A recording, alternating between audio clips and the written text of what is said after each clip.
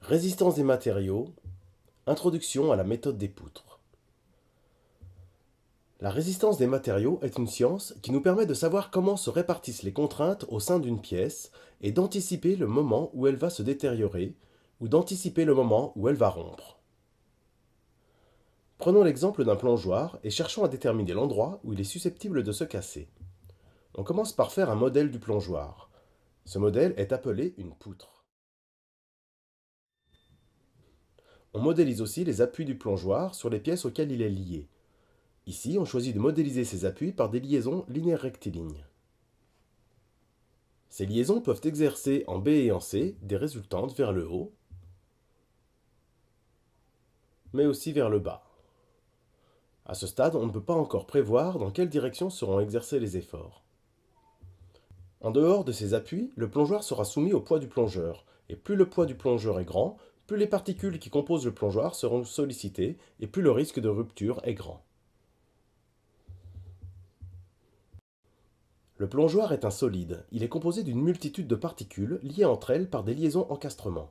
On dit qu'il y a de la cohésion entre les particules. Dans la méthode des poutres, nous étudierons la cohésion entre deux parties de poutres, notées ici 1 et 2, reliées par l'intermédiaire d'une section formant un angle droit avec la ligne moyenne de la poutre. Cette section est appelée section droite. En fonction des efforts extérieurs, les deux parties de la poutre seront maintenues solidaires par des forces de cohésion. La répartition de ces forces de cohésion dépend des sollicitations extérieures. Si la poutre est sollicitée en traction, on observe une répartition homogène des forces de cohésion. Celles-ci sont perpendiculaires à la section droite. On dit que les particules qui composent la section droite sont soumises à des contraintes normales. Les contraintes représentent les forces de cohésion par élément de surface.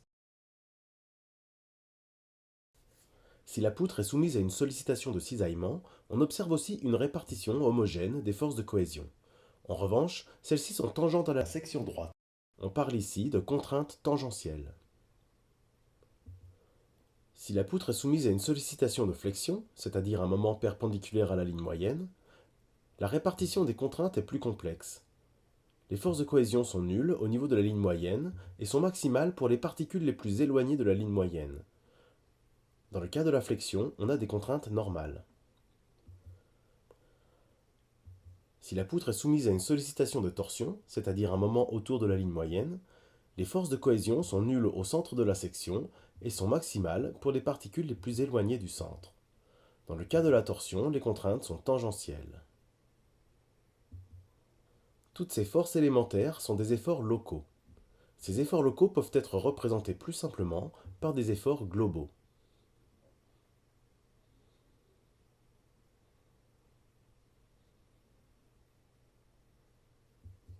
Dans le cas de la traction, l'effort de cohésion globale est une résultante dirigée selon la ligne moyenne de la poutre.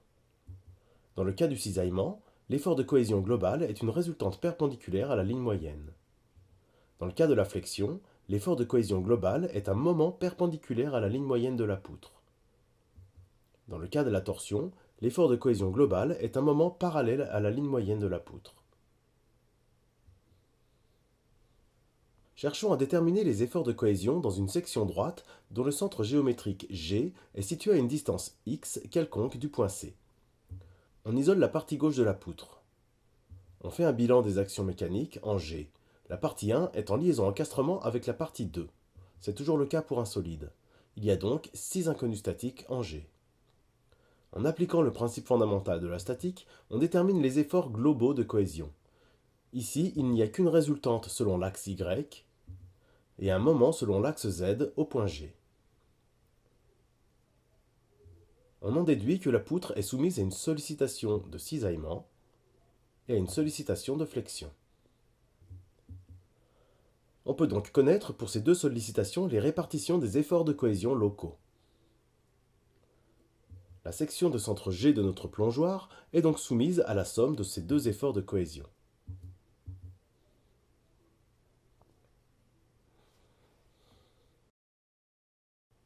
Cela nous permet de déterminer quelles particules sont les plus sollicitées. Ici, ce sont les particules présentes sur la surface supérieure et inférieure du plongeoir. Cela nous permet de prédire les endroits où auront lieu les débuts de rupture. Ce sont les endroits qu'il conviendra de renforcer s'il apparaît que la contrainte dépasse la contrainte admissible par le matériau du plongeoir. Nous savons donc maintenant quelles sont les zones les plus fragiles d'une section donnée. Mais il nous reste à déterminer quelle section de la poutre sera la plus sollicitée. Pour cela, il faudra connaître les efforts de cohésion dans chaque section de la poutre.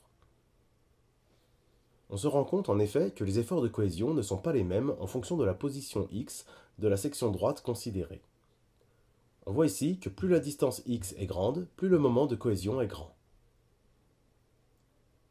Reportons ces valeurs sur un graphique qui représente la valeur de la résultante selon y en bleu et un graphique représentant la valeur du moment selon z en vert en fonction de la position de la section droite de centre G. Reportons sur ce graphique les valeurs des efforts de cohésion dans une autre section, puis une autre, puis une autre, puis une autre, puis une autre, puis une autre, puis une autre. On peut relier tous ces points pour former des courbes qui montrent l'évolution des efforts de cohésion en fonction de la position de la section droite. Cela nous permet de voir que dans le cas de notre plongeoir, une section est plus sollicitée que les autres.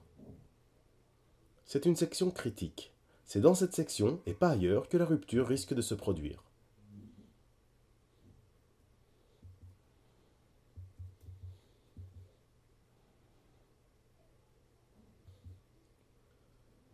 Si les contraintes maximales dépassent la contrainte admissible du matériau, on pourra choisir de modifier les formes de la pièce afin de mieux répartir les forces de cohésion et diminuer la contrainte maximale.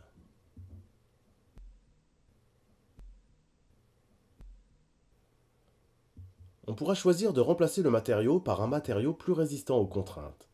Dans ce cas, les contraintes restent inchangées. Dans les prochains cours, nous apprendrons à tracer les graphes représentant les efforts de cohésion et à calculer les valeurs maximales des contraintes dans une section droite afin de les comparer aux contraintes admissibles du matériau. What do do do do do do do